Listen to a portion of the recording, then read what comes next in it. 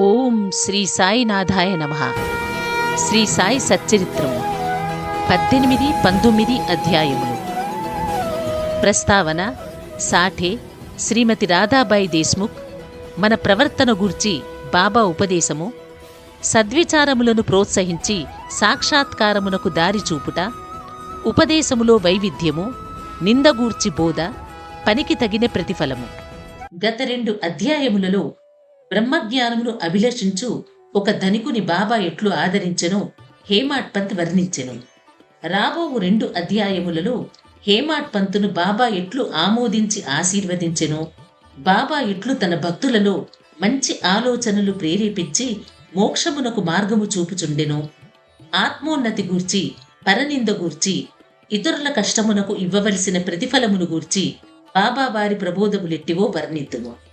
ప్రస్తావన: సద్గురువు మొట్టమొదట తన శిష్యుల యోగ్యతను కనిపెట్టి వారి మనస్సు కలత చెందకుండా తగిన బోధ చేసి తుదకు వారి లక్ష్యమైన ఆత్మసాక్షాత్కారమునకు దారి చూపునని విషయము అందరికీ తెలిసినది. ఈ విషయములో సద్గురువు బోధించిన దానిని ఇతరులకు వెల్లడి చేయరాదని కొందరన్నెదరు. అట్లు గురువు బోధించిన వానిని వెల్లడి చేసినచో ఆ బోధలు నిష్ప్రయోజములగునని వారి ఆలోచన. ఇది సరి అయినది కాదు. సద్గురువు వర్షాకాలపు మేఘము వంటివారు. వారు తన అమృతతుల్యమైన బోధలను పుష్కలముగా విశాల ప్రదేశములందు కురిపించెదరు. వానిని మనము అనుభవించి హృదయమునకు తృప్తికరముగా జీర్ణించుకొని పిమ్మట నిస్సంకోచముగా వానిని మనమనుభవించి హృదయమునకు తృప్తికరముగా జీర్ణించుకొని పిమ్మట నిస్సంకోచముగా ఇతరుల మేలు కొరకు వెల్లడి చేయవలెను. ఇది వారు మన జాగ్రత్తవస్థలోనే కాక స్వప్నావస్థలో కూడా తెలియజేయు విషయములకు వర్తించును. తన స్వప్నమందుగనిన రామరక్షా స్తోత్రమును బుధకౌశిక ఋషి ప్రచురించిన ఉదాహరణము ఇచ్చట స్మరించవలెను.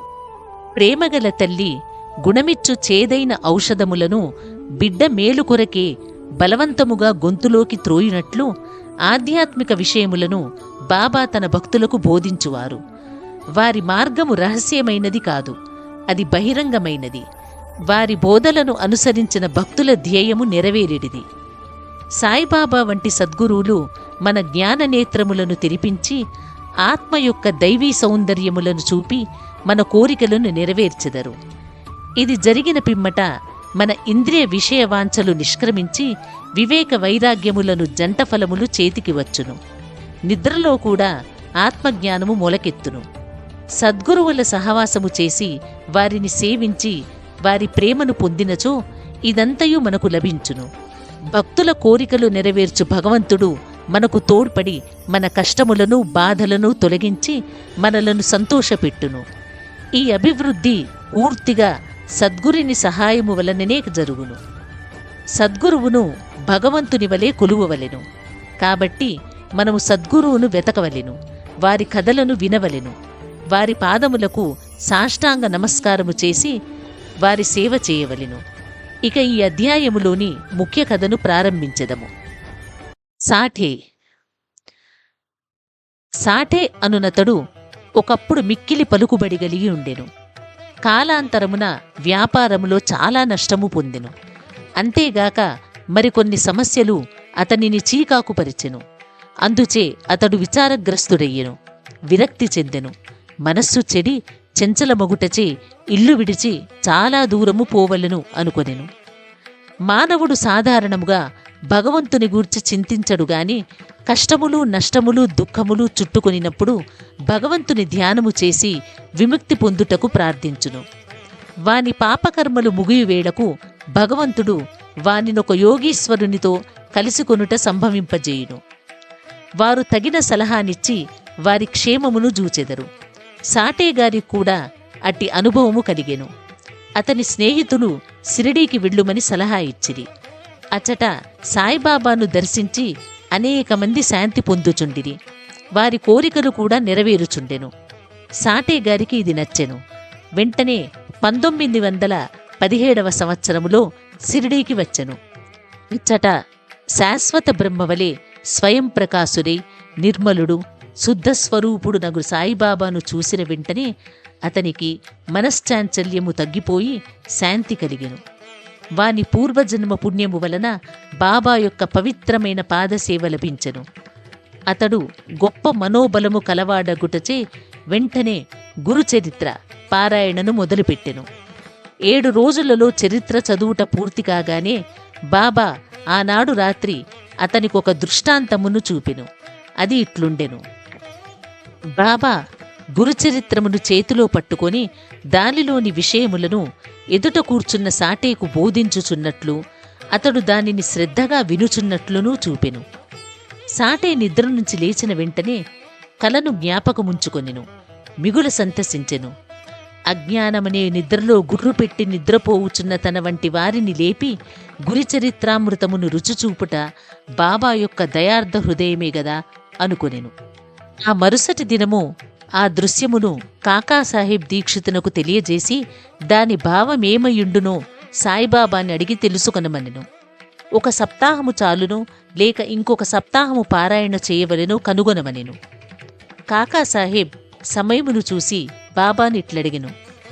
ఓ దేవా, ఈ దృశ్యము వలన సాటేకు ఏమని నిశ్చయించితివి? అతడు ఊరుకొనవలెనా, లేక ఇంకొక సప్తాహము పారాయణ చేయవలెనా? అతడు అమాయక భక్తుడు, అతని కోరిక నెరవేరవలెను. అతనికి దృష్టాంతార్థమును బోధించవలెను, వాని ఆశీర్వదింపుడు అనిన బాబా, గురుచరిత్రము ఇంకొక సప్తాహము పారాయణ చేయవలెను. ఆ గ్రంథమునే జాగ్రత్తగా పఠించినచో అతడు పావనుడగును, మేలు పొందగలడు. భగవంతుడు ప్రీతి చెంది వానిని ప్రపంచబంధముల నుండి తప్పించును అని. ఆ సమయమున హేమాడ్ పంతు అచ్చటే ఉండి బాబా కాళ్ళనొత్తుచుండెను. బాబా పలుకులు విని అతడు తన మనస్సులో ఇట్లనుకొనెను. సాటే ఒక్కవారమే పారాయణ చేసి ఫలితమును పొందెనా? నేను 40 సంవత్సరముల నుండి పారాయణ చేయుచున్నాను గాని నాకు ఫలితము లేదు కదా. అతడిక్కడ 7 దినములు మాత్రమే నివసించెను. నేను 7 సంవత్సరముల నుంచి ఉన్నాను. నా ప్రయత్నములు నిష్ఫలమా ఏమి? చాతక పక్షి మేఘము నుంచి పడు నీటి బిందువుకై కనిపెట్టుకొని ఉన్నట్లు నేను కూడా బాబా తన దయామృతమును నాపై వర్షించెదరని, వాని బోధనలచే నన్ను ఆశీర్వదించెదరని కనిపెట్టుకుని ఉన్నాను. ఈ ఆలోచన వాని మనస్సులో మెదిలిన వెంటనే బాబా దానిని గ్రహించెను. భక్తుల మనస్సులలో నుండెటి ఆలోచనలన్నీ బాబా గ్రహించటివారు. అంతయేకాక చెడ్డ ఆలోచనలను అణుచుచు మంచి ఆలోచనలను ప్రోత్సహించువారు. హేమాడ్ పంతు మనస్సును కనిపెట్టి బాబా వెంటనే వానిని లేపి శ్యామ వద్దకు పోయి అతని వద్ద 15 రూపాయలు దక్షిణ తీసుకుని అతనితో కొంతసేపు మాట్లాడిన పిమ్మట రమ్మనెను. బాబా మనస్సున కారుణ్యోదయమయ్యెను. కాన వారట్లాజ్ఞాపించిరి. బాబా ఆజ్ఞను జవదాటగలవారెవరు? హేమాడ్ పంత్ వెంటనే మసీదు విడిచి శ్యామా గృహమునకు పోయెను. అప్పుడే అతడు స్నానము చేసి దోవతి కట్టుకొనుచుండెను. అతడు బయటకు వచ్చి హేమాడ్ పంతునిట్లడిగెను. మధ్యాహ్నహారతి సమయమందు మీరిక్కడ ఏల ఉన్నారు? మీరు మసీదు నుంచి వచ్చుచున్నట్లున్నది. మీరేల చీకాకుతో చంచలముగానున్నారు? మీరొంటరిగా వచ్చినారేలా? కొంతసేపు కూర్చుని విశ్రాంతి చెందుడు. నా పూజను ముగించి వచ్చెదను. ఈలోగా తాంబూలము వేసుకునుడు. పిమ్మట ఆనందముగా కొంతసేపు కూర్చుని మాట్లాడుకొనెదము. ఇట్లనుచు అతడు లోపలికి పోయెను. హేమాడ్ పంతు ముందర వసారాలో కూర్చునెను. కిటికీలో ఏకనాథ భాగవతమును ప్రసిద్ధ మరాఠీ గ్రంథముండెను. ఇది భాగవతములోని ఏకాదశ స్కందమునకు ఏకనాథుడు వ్రాసిన వ్యాఖ్యానము. సాయిబాబా సిఫారసు చేయుటచే బాపూసాహెబ్ దీక్షితు శ్రీకృష్ణుడు అర్జునునకు జరిగిన సంభాషణారూపమైన భగవద్గీత, దాని మరాఠీ వ్యాఖ్యానమైన భావార్థ దీపిక జ్ఞానేశ్వరి, శ్రీకృష్ణునకు అతని సేవకుడగు ఉద్ధవునకు జరిగిన సంభాషణారూపమైన ఏకనాథ భాగవతము మరియు భావార్థ రామాయణమును నిత్యము షిరిడీలో చదువుచుండెడివాడు. భక్తులు వచ్చి బాబాను ఏదైనా ప్రశ్నలు వేసినప్పుడు బాబా కొంతవరకు జవాబిచ్చి అటుపైన వారిని ఆ గ్రంథములను పారాయణము చేయుమని పంపుచుండెను. ఈ గ్రంథములే భాగవత ధర్మములోని ముఖ్య గ్రంథములు. భక్తులు బాబా ఆజ్ఞానుసారము ఆ సత్సంగములకు పోయి ఆ గ్రంథములను వినునప్పుడు వారి ప్రశ్నలకు సంతృప్తికరమైన సమాధానములు లభించుచుండెను. హేమాడ్ పంతు కూడా నిత్యము ఏకనాథ భాగవతమును పారాయణ చేయువాడు. హేమాడ్ పంత్ ఆ దినము తాను నిత్యము చదువు గ్రంథభాగమును పూర్తి చేయకనే కొందరు భక్తులతో కలిసి మసీదుకు పోయెను. శ్యామ ఇంటి కిటికీలోనున్న ఏకనాథ భాగవతమును తీయగా తానానాడు పూర్తి చేయని భాగము వద్దనే పుస్తకము తెరుచుకొనెను. తన నిత్యపారాయణము పూర్తి చేయుటకే కాబోలు బాబా తన నచ్చటకు పంపెనని హేమాడ్ పంత్ అనుకొనెను. వెంటనే తన నిత్యపారాయణను పూర్తి చేసెను. పిమ్మట శ్యామ తన పూజను ముగించి బయటికి వచ్చెను. వారిరువురికి ఈ దిగువ సంభాషణ జరిగెను. హేమాడ్ పంతు: నేను బాబా వద్ద నుండి ఒక కబురు తీసుకుని వచ్చినాను. బాబా నీ వద్ద నుండి 15 రూపాయలు దక్షిణ తీసుకుని రమ్మని నన్ను ఆజ్ఞాపించి ఉన్నారు. అంతేకాదు, కొంతసేపు నీతో కూర్చొని మాట్లాడిన పిమ్మట మసీదుకి రమ్మని చెప్పిరి. శ్యామ ఆశ్చర్యముతో: నా వద్ద డబ్బు లేదు. నా 15 సాష్టాంగ నమస్కారములు పైకమునకు బదులుగా బాబాకు సమర్పించుము. హేమాడ్ పంత్: సరే, నీ నమస్కారములు ఆమోదింపబడెను. మనము కూర్చుని కొంతసేపు మాట్లాడుకొనిదము. మన పాపములను నశింపజేయునట్టి బాబా లీలలను కథలను చెప్పుము. శ్యామ: అయితే కొంతసేపు కూర్చొనుము. ఈ దేవుని లీలలు మిక్కిలి ఆశ్చర్యకరమైనవన్న సంగతి నీకిదివరకే తెలియను. నేను పల్లెటూరివాడను, నీవు చదువుకున్న పట్టణవాసివి. నీవిక్కడకు వచ్చిన తరువాత కొన్ని లీలలను చూచియే యుందువు. వానిని నీ ముందు నేనెట్ల వర్ణించగలను? సరే, ఈ తమలపాకులు వక్కా సున్నము తీసుకుని తాంబూలము వేసుకునుము. నేను లోపలు పోయి దుస్తులు ధరించి వచ్చెదను. కొద్ది నిమిషములలో శ్యామ బయటికి వచ్చి హేమాడ్ పంతుతో మాట్లాడుచూ కూర్చునెను. అతడిట్ల నేను: ఈ దేవుని లీల కనుగొన శక్యము కానిది. వారి లీలలకు అంతులేదు. వానినెవరు గమనింపగలరు? వారి లీలలతో వినోదించున్నట్లగుపడినను వారు వానికంటినట్లు కనిపించరు. మా వంటి జానపదులకేమి తెలియను? బాబాయే ఈ కథలనెందుకు చెప్పరాదు? నీ వంటి పండితులను నా వంటి పామరుని వద్దకేల పంపుచున్నారు? వారి మార్గములు ఊహింపరానివి. అవి మానవుల చేష్టలు కావని చెప్పగలను. ఈ ఉపోద్ఘాతముతో శ్యామ ఇట్లనెను: నాకొక కథ జ్ఞాపకమునకు వచ్చుచున్నది. అది నీకు చెప్పెదను. నాకది స్వయముగా తెలియను. భక్తుడెంత మనోనిశ్చయముతో పట్టుదలతో నుండునో బాబా అంత త్వరగా వానికి సహాయపడును. ఒక్కొక్కప్పుడు బాబా భక్తులను కఠిన పరీక్ష చేసిన పిమ్మట వారికి ఉపదేశమునిచ్చును. ఇచ్చట ఉపదేశమనగా నిర్దేశము. ఉపదేశమన్న మాట విన్నతోడనే హేమాడ్ పంత్ మనస్సులో ఒక స్మృతి తళుక్కుమణెను. వెంటనే సాటేగారి గురుచరిత్ర పారాయణము జ్ఞాప్తికి వచ్చెను. తన మనస్సునకు శాంతి కలిగించు నిమిత్తము బాబా తన నచ్చటికి పంపి ఉండుననుకొనెను. అయినప్పటికీ ఆ భావమును అణుచుకుని శ్యామ చెప్పు కథలను వినుటకు సిద్ధపడెను. ఆ కథలన్నీయు బాబాకు తన భక్తులందు ఎట్టి దయాదాక్షిణ్యములు కలవో తెలుపును. వానిని వినగా హేమాడ్ పంతుకు ఒక విధమైన సంతోషము కలిగెను. శ్యామ ఈ దిగువ కథను చెప్పదొడంగెను. శ్రీమతి రాధాబాయి దేశ్ముఖ్. రాధాబాయి అను ఒక ముసలమ్మ ఉండెను. ఆమె కాశాబా దేశ్ముఖ్ గారి తల్లి. బాబా ప్రఖ్యాతి విని ఆమె సంగమనేరు గ్రామ ప్రజలతో కలిసి షిరిడీకి వచ్చెను. బాబాను దర్శించి మిక్కిలి తృప్తి చెందెను.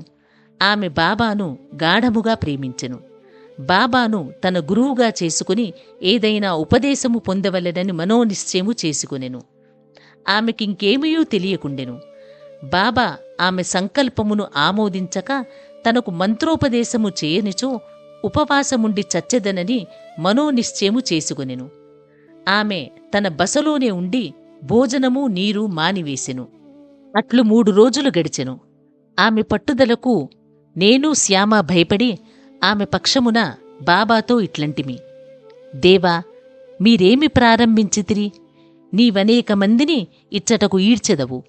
ఈ ముదుసలిని నీవెరిగే ఉందువు. ఆమె మిక్కిలి పట్టుదలగలిది. ఆమె నీపైన ఆధారపడి ఉన్నది. ఆమె చచ్చు వరకు ఉపవసింప నిశ్చయించుకొని ఉన్నది. నీవు ఆమెను అనుగ్రహించి ఉపదేశమిచ్చునంత వరకు ఆమె తన నిరాహార దీక్షను మానదు. ఆమెకేమైనా హాని జరిగినచో ప్రజలు నిన్నే నిందించెదరు. నీవు తగిన ఆదేశము ఇవ్వకపోవుటచే ఆమె చచ్చినదని లోకులనుకొనెదరు. కాబట్టి ఆమెను కరుణింపుము, ఆశీర్వదించుము, ఆమెకు తగిన దారి చూపుము. ఆమె మనోనిశ్చయమును చూచి బాబా ఆమెని పిలిపించి ఈ క్రింది విధముగా బోధించెను. ఓ తల్లి, అనవసరమైన యాతనకేల పాల్పడి చావును కోరుచున్నావు. నీవు నిజముగా నా తల్లివి. నేను నీ బిడ్డను. నా యందు కనికరించి నేను చెప్పునది పూర్తిగా వినుము. నీకు నా వృత్తాంతమును చెప్పెదను. నీవు దానిని బాగా వినినచో నీకది మేలు చేయును. నాకొక గురువుండెను. వారు గొప్ప యోగీశ్వరులు, మిక్కిలి దయార్ధ హృదయులు. వారికి చాలా కాలము శుశ్రూష చేసి తిని, కాని నా చెవిలో వారే మంత్రమూ నూదలేదు. నాకు వారిని వదలిపోవా తలంపే లేకుండెను. నేను వారితోనే ఉండుటకు, వారి సేవ చేయుటకు, వారి వద్ద కొన్ని ఉపదేశములను గ్రహించుటకు నిశ్చయించుకుంటిని. కాని వారి మార్గము వారిది. వారు నా తల గొరిగించిరి. నా నుండి 2 పైసలు దక్షిణ అడిగిరి. నేను దానిని వెంటనే వారికి సమర్పించి తిని. మీ గురువుగారు పూర్ణకాములైనచో వారు మిమ్ములను దక్షిణ అడుగనేలా? వారు నిష్కాములని ఎట్లనిపించుకొందురు అని నీవడుగవచ్చును.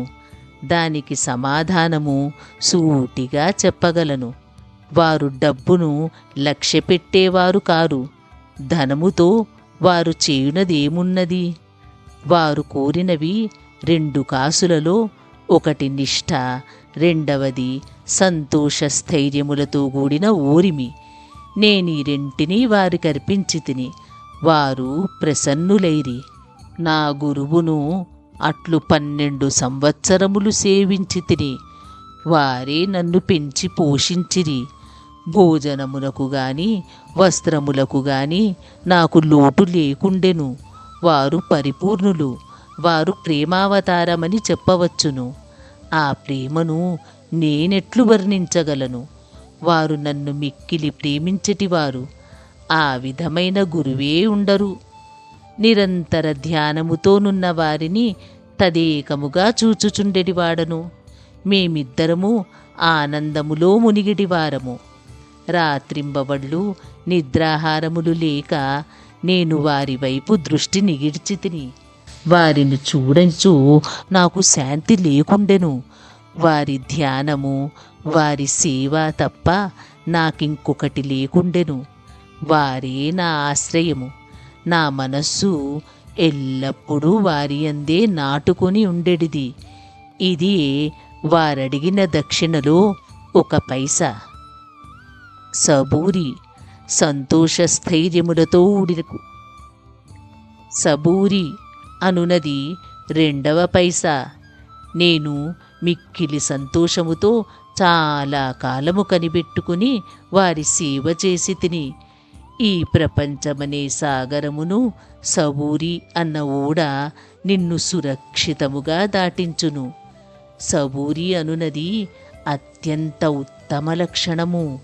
అది పాపములన్నిటియూ తొలగించును, కష్టములను పారద్రోలును, అనేక విధముల అవాంతరములను తొలగించి భయమును పారదోలును, తుదకు జయమును కలుగుజేయును. సబూరి అనునది సుగుణములకు గని, మంచి ఆలోచనకు తోడు వంటిది. నిష్ఠ, సబూరి అనునవి అన్యోన్యమైన అక్క చెల్లెళ్ల వంటివి. నా గురువు నా నుండి ఇతరమేమీయూ ఆశించి ఉండలేదు. వారు నన్ను ఉపేక్షింపక సర్వకాల సర్వావస్థలయందు కాపాడుచుండెటివారు. నేను వారితో కలిసి ఉండేటివాడను. ఒక్కొక్కప్పుడు వానిని విడిచి ఉండినను వారి ప్రేమకు ఎన్నడూనూ లోటు కలగలేదు. వారు తమ దృష్టి చేతనే నన్ను కాపాడుచుండెటివారు. తాబేలు తన పిల్లలను కేవలము తన దృష్టితో పెంచునట్లు నన్ను కూడా నా గురువు తమ దృష్టితో పోషించుచుండెడివారు. తల్లి తాబేలు ఒక ఒడ్డున ఉండును, బిడ్డ తాబేలు రెండవ ఒడ్డున ఉండును. తల్లి తాబేలు పిల్ల తాబేలుకు ఆహారము పెట్టుటగాని పాలిచ్చుటగాని చేయదు. తల్లి తన పిల్లలపై తన దృష్టిని పోనిచ్చును, పిల్లలెదిగి పెద్దవి అగును. అటులనే మా గురువు కూడా తమ దృష్టిని నా యందు నిలిపి నన్ను ప్రేమతో కాపాడిరి. ఓ తల్లి, నా గురువు నాకు మంత్రమేమీ ఉపదేశించలేదు. అటువంటప్పుడు నేను నీ చెవిలో మంత్రమెట్లు ఊదగలను? గురువు యొక్క ప్రేమమైన తాబేలు చూపే మనకు సంతోషమునిచ్చునను జ్ఞాపకమునుంచుకొనుము. మంత్రము గాని ఉపదేశము గాని ఎవ్వరి వద్ద నుండి గాని పొందుటకు ప్రయత్నించకుము. నీ ఆలోచనలు, నీవు చేయు పనులు నా కొరకే వినియోగించుము. నీవు తప్పక పరమార్థమును పొందెదవు. నా పైన సంపూర్ణ హృదయముతో చూడుము. నేను నీ వైపు అట్లనే చూచెదను. ఈ మసీదులో కూర్చుని నేను నిజమునే చెప్పెదను. నిజము తప్ప మరేమీ మాట్లాడను. ఏ సాధనలు గాని 6 శాస్త్రములలో ప్రావీణ్యము గాని అవసరము లేదు. నీ గురువునందు ప్రేమ విశ్వాసముల నుంచుము. గురువే సర్వమును చేయువాడనియు కర్తయనియు పూర్తిగా నమ్ముము. ఎవరైతే గురువు యొక్క మహిమను గొప్పదనమును గ్రహించెదరో, ఎవరైతే గురువుని బ్రహ్మ విష్ణు మహేశ్వర స్వరూపుడని ఎంచెదరో వారే ధన్యులు. ఈ ప్రకారముగాను ఉపదేశించి బాబా ముసలమ్మను ఒప్పించెను. ఆమె బాబాకు నమస్కరించి ఉపవాసమును వదులుకొనెను. ఈ కథను జాగ్రత్తగాను శ్రద్ధగాను విని దాని ప్రాముఖ్యమును సందర్భమును గుర్తించి హేమాడ్ పంత్ మిక్కిలి ఆశ్చర్యపడెను. ఈ ఆశ్చర్యకరమైన బాబా లీలను చూచి అతని ఆపాదమస్తకము పులకరించెను. సంతోషముతో నుప్పొంగెను. గొంతుక ఆరిపోయెను. ఒక్క మాటైనను మాట్లాడటకు చేత కాకుండెను. శ్యామ అతని నీ స్థితిలో చూసి, ఏమి జరిగినది? ఏల ఊరకున్నావు? అట్టి బాబా లీలలు నీకెన్ని వర్ణింపవలెను అని అడిగెను. అదే సమయమందు మసీదులో గంట మ్రోగెను. మధ్యాహ్న హారతి పూజ ప్రారంభమయ్యనని గ్రహించిరి. కనుక శ్యామ హేమాడ్ పంతులిద్దరూ మసీదుకు త్వరగా పోయిరి. బాబూసాహెబ్ జోగు అప్పుడే హారతి ప్రారంభించెను. స్త్రీలు మసీదు నిండిరి. దిగువ ఖాళీ జాగాలో పురుషులు నిండిరి. అందరూ బాజా భజంత్రిలతో ఒకే వరుసతో హారతి పాడుచుండిరి. బాబాకు కుడివైపు శ్యామ, ముందర హేమాడ్ పంత్ కూర్చునిరి. వారిని చూచి బాబా హేమాడ్ పంతును శ్యామ ఇచ్చిన దక్షిణ నిమ్మనెను. శ్యామ రూపాయలకు బదులు నమస్కారములనిచ్చననియు శ్యామ ప్రత్యక్షముగా గలడు గనక అడుగవచ్చనెను. బాబా ఇట్లనెను, సరే, మీరిద్దరూ కొంతసేపు మాట్లాడుకుంటిరా. అట్లయినచో మీరేమి మాట్లాడుకొనినారో చెప్పుము. గంటల చప్పుడును మద్దెల శబ్దమును పాటల ధ్వనిని లెక్కించక హేమాడ్ పంత్ బాబాకు జరిగినదంతయూ చెప్పుటకు ఆతురపడెను. తాము ముచ్చటించినదంతయూ తనకు చాలా ఆనందము కలుగచేసినదనియు, ముఖ్యముగా ముసలమ్మ కథ మిక్కిరి ఆశ్చర్యము కలుగజేసినదనియు, దానిని విని బాబా లీలలు అగోచరములని తెలుసుకుంటిననియు, ఆ కథ రూపముతో తన్ను బాబా ఆశీర్వదించిరని హేమాడ్ పంత్ చెప్పెను. ఇప్పుడు బాబా, కథ చాలా అద్భుతమైనది. నీవెట్టులా ఆనందించితివి? నాకా విషయమై వివరములన్నీ చెప్పుము అనిరి. అప్పుడు హేమాడ్ పంతు తానింతకు ముందు విన్న కథను పూర్తిగా బాబాకు వినిపించి అది తన మనమునందు శాశ్వత ప్రభావమును కలిగించినదని చెప్పెను. ఇది విని బాబా మిగుల సంతసించెను. ఆ కథ నీకు నచ్చినదా? దాని ప్రాముఖ్యమును నీవు గుర్తించితివా అని బాబా హేమాడ్ పంతునడిగాను. అవును బాబా, నా మనశ్చాంచల్యము నిష్క్రమించినది.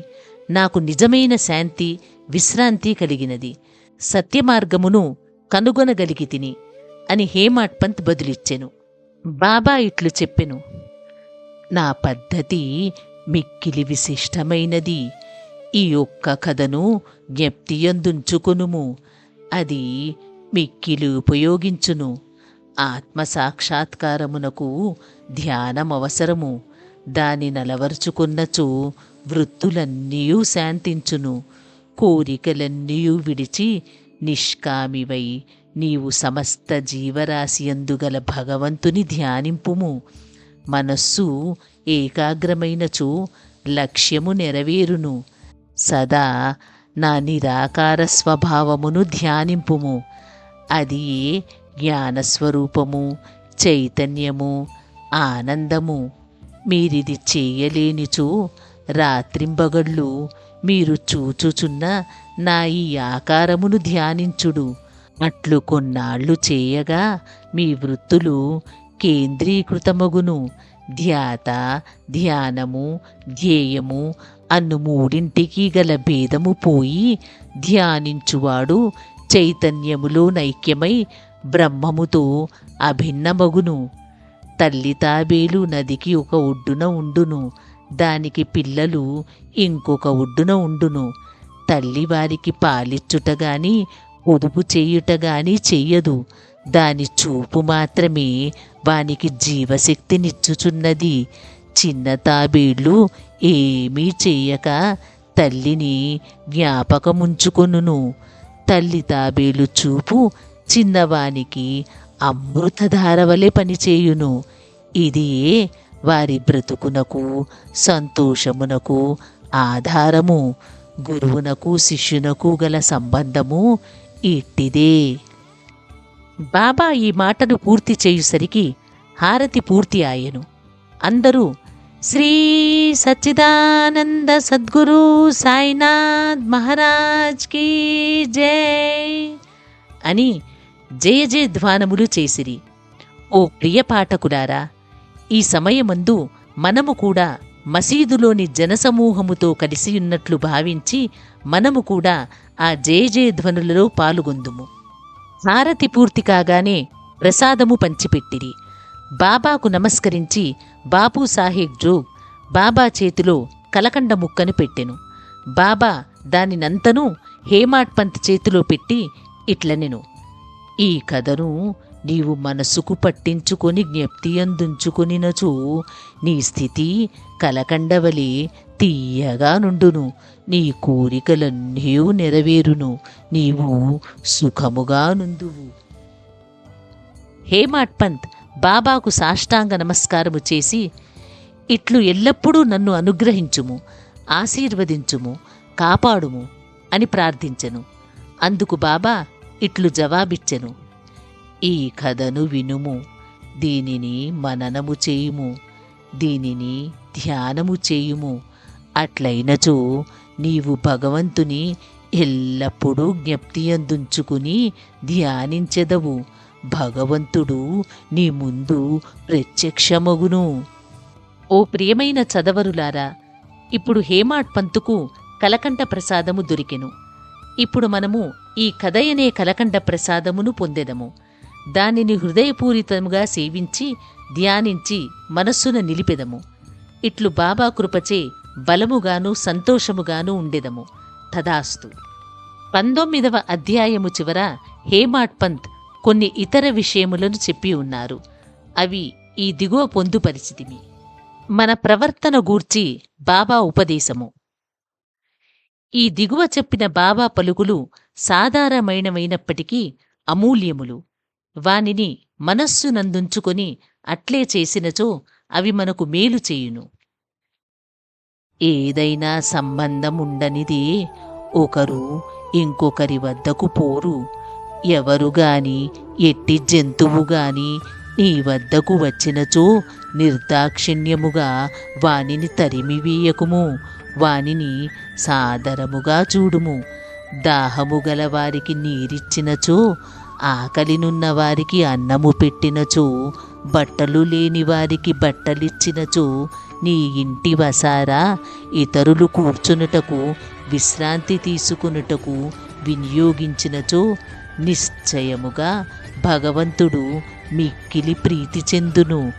ఎవరైనా ధన సహాయము కోరి నీ వద్దకు వచ్చినచో నీకిచ్చుట ఇష్టము లేకున్నా నీవు ఇవ్వనక్కరలేదు. కానీ వానిపై కుక్కవలే మొరగవద్దు. ఇతరులు నిన్నెంతగా నిందించినను నీవు కఠినముగా జవాబునివ్వకుము. అట్టివానిని నీవెల్లప్పుడూ ఊర్చుకొనినచో నిశ్చయముగా నీకు సంతోషము కలుగును. ప్రపంచము తలక్రిందులైనప్పటికీ నీవు చెలించకుము. నీవున్న చోటని స్థైర్యముగా నిలిచి నెమ్మదిగా నీ ముందర జరుగుచున్న నాటకమును చూచుచుండుము. నీకు నాకు మధ్య గల గోడను నిర్మూలించుము. అప్పుడు మనమిద్దరము కలియు మార్గం ఏర్పడును. నాకు నీకు భేదము కలదనునదియే భక్తుని గురువునకు దూరముగా నుంచుచున్నది. దానిని నశింపజేయనిదే మనకు ఐక్యత కలగదు. అల్లా మాలిక్, భగవంతుడే సర్వాధికారి. ఇతరులెవ్వరూ మనలను కాపాడువారు కారు. భగవంతుని మార్గము అసామాన్యము, మిక్కిలి విలువైనది, కనుగొన వీలులేనిది. వారి ఇచ్ఛానుసారమే మనము నడచెదము. మన కోరికలను వారు నెరవేర్చెదరు, మనకు దారి చూపెదరు. రుణానుబంధముచే మనమందరము కలిసితిమి. ఒకరికొకరు తోడ్పడి ప్రేమించి సుఖముగాను సంతోషముగాను ఉందుముగాక. ఎవరైతే తమ జీవిత పరమావధిని పొందెదరో వారు అమరులై సుఖముగా నుండెదరు. తక్కిన వారందరూ పేరునకే ఊపిరి సలుపు వరకు మాత్రమే బతికెదరు. సద్విచారములను ప్రోత్సహించి సాక్షాత్కారమునకు దారి చూపుట. సాయిబాబా సద్విచారములనిట్లు ప్రోత్సహించుచుండెనో తెలుసుకొనుట మిగుల ఆసక్తికరముగా నుండును. భక్తి ప్రేమలతో వారికి సర్వస్య శరణాగతి చేసినచో వారు నీకెట్లు పదే పదే సహాయపడెదరో తెలియును. ప్రక్కనుంచి లేవగానే నీకేమైనా మంచి ఆలోచన కలిగినా దానిని తరువాత పగలంతయు వృద్ధి చేసినచో నీ మేధాశక్తి వృద్ధి పొందును, నీ మనస్సు శాంతి పొందును. హేమాడ్ పంతు దీనికై ప్రయత్నించదలిచెను. ఒక బుధవారము రాత్రి పండుకొనేటప్పుడిట్లనుకొనెను, రేపు గురువారము, శుభదినము, సిరిడీ పవిత్రమైన స్థలము కావున రేపటి దినమంతయు రామనామస్మరణతోనే కాలము గడిపెదను అని నిశ్చయించుకొని పరుండెను. ఆ మరుసటి దినము లేవగానే రామనామము ప్రయత్నము లేకుండా జ్ఞప్తికి వచ్చెను. అతడు మిక్కిలి సంతసించెను. కాలకృత్యములు తీర్చుకొనిన పిమ్మట బాబాను చూచుటకు పువ్వులను తీసుకుని పోయెను. దీక్షిత్వాడ విడిచి బూటీవాడ దాటుచుండగా ఒక చక్కని పాట వినపడెను. ఔరంగాబాదు నుండి వచ్చిన వాడొకడు మసీదులో బాబా ముందర పాడుచుండెను. అది ఏకనాథ్ మహారాజ్ రచించిన గురుకృపాంజన పాయో మేరే భాయి అని అనునది. గురువు కృపయను అంజనము లభించెను. దాని మూలమున తన కండ్లు తెరువబడెననియు, దానిచే తాను శ్రీరాముని లోన బయట నిద్రావస్థలోనూ జాగ్రత్తావస్థలోనూ స్వప్నావస్థలోనూ అన్ని చోట్లను చూచి తినని చెప్పెడు పాట అది. అనేక పాటలుండగా బాబా భక్తుడగు ఔరంగాబాదు నివాసి ఈ పాట నేలపాడెను. ఇది సందర్భానుసారముగా బాబా చేసిన ఏర్పాటు కాదా? హేమాడ్ పంత్ ఆనాడంతయు రామనామస్మరణముచే కాలము గడపనించిన వాడుగావున అతని మనోనిశ్చయము దృఢపరచుటకై బాబా ఈ పాటను పాడించి ఉండును. రామనామస్మరణ ఫలితము గురించి మహాత్ములందరిది ఒకే భావము. అది భక్తుల కోరికలు నెరవేర్చి వారిని కష్టముల నుండి కాపాడును. ఉపదేశములో వైవిధ్యము, నిందగూర్చి బోధ.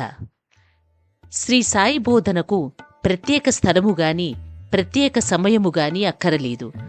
సందర్భములను అవసరములను బట్టి వారి ప్రబోధము నిరంతరము జరుగుచుండెను.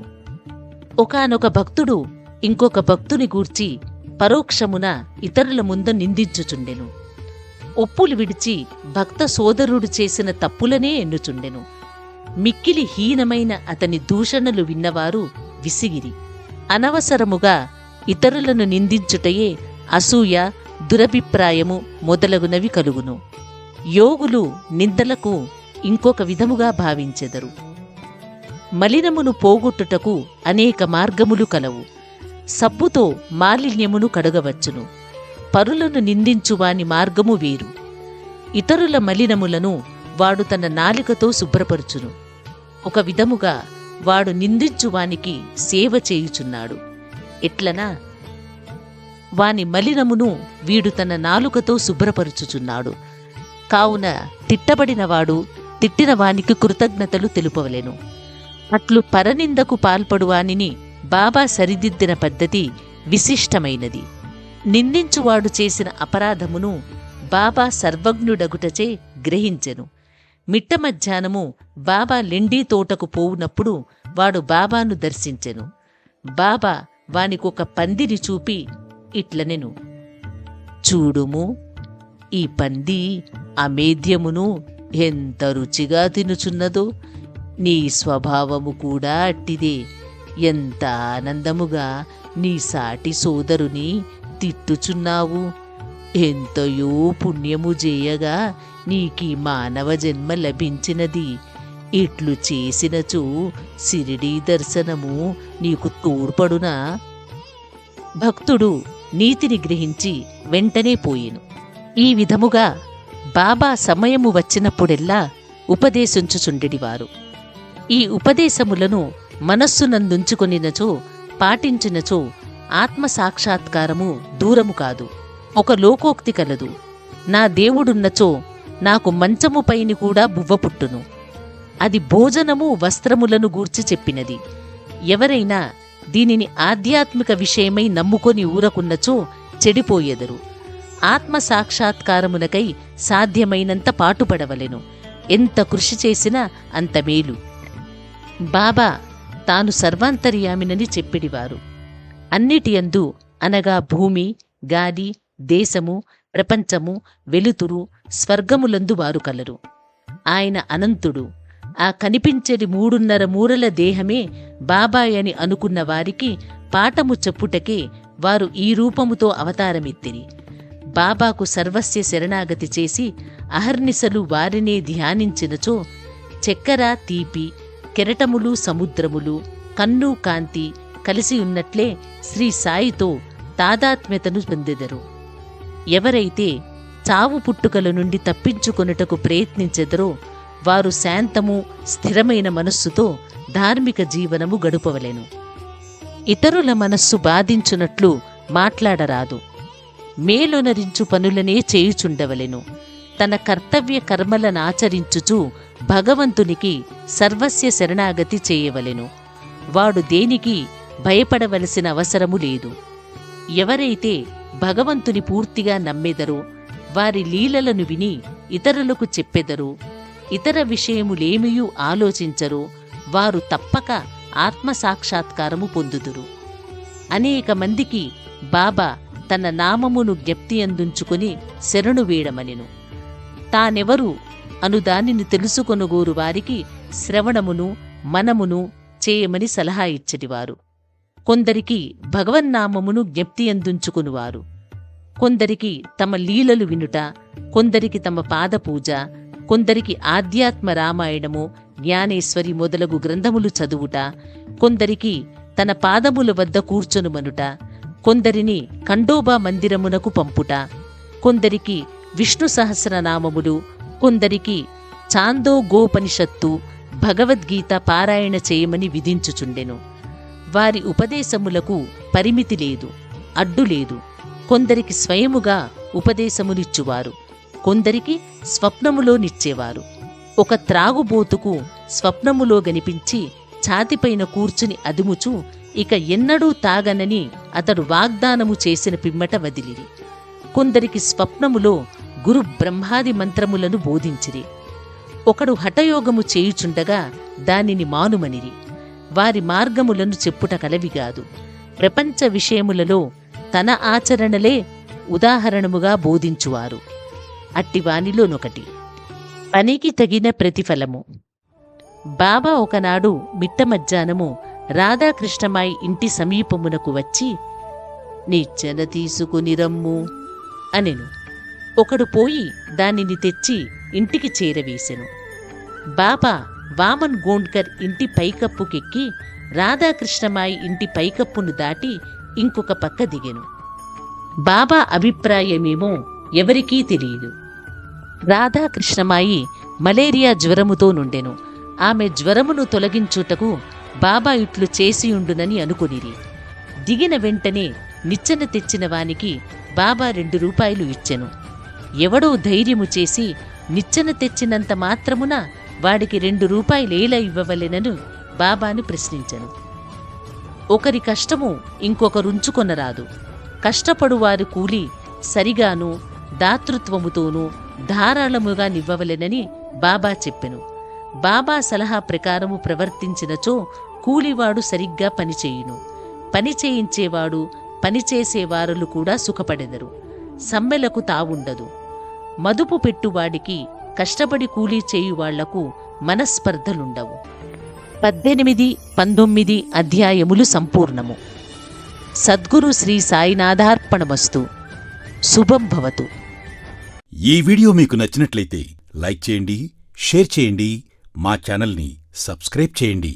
మా పాఠకులు ఎక్కడ ఉన్నా సులభముగా సాయి సచ్చరిత్ర 53 అధ్యాయాలు వినుటకు మరియు తెలుసుకునుటకు సనాతన నిధి అప్లికేషన్ ప్రతి అధ్యాయము వీడియోలుగా చేసి మీకు అందిస్తున్నాము. సనాతన నిధి యాప్ని డౌన్లోడ్ చేసుకుని సాయిబాబా జీవిత గాథను తెలుసుకోండి మరియు ప్రత్యేక క్విజ్ కార్యక్రమంలో పాల్గొని విజేతలుగా నిలవండి. ప్రతి అధ్యాయం తరువాత క్విజ్లో పాల్గొని మీ పరిజ్ఞానాన్ని పరీక్షించుకోండి మరియు బహుమతులు గెలుచుకోండి. మీ కుటుంబంతో కలిసి ఈ ఆధ్యాత్మిక ప్రయాణంలో పాల్గొనండి. ఇప్పుడే డౌన్లోడ్ చేసుకోండి. సనాతన నిధి యాప్ గూగుల్ ప్లే స్టోర్ మరియు యాపిల్ యాప్ స్టోర్లో అందుబాటులో ఉంది. మరిన్ని వివరాలకు మా వెబ్సైట్ని సందర్శించండి.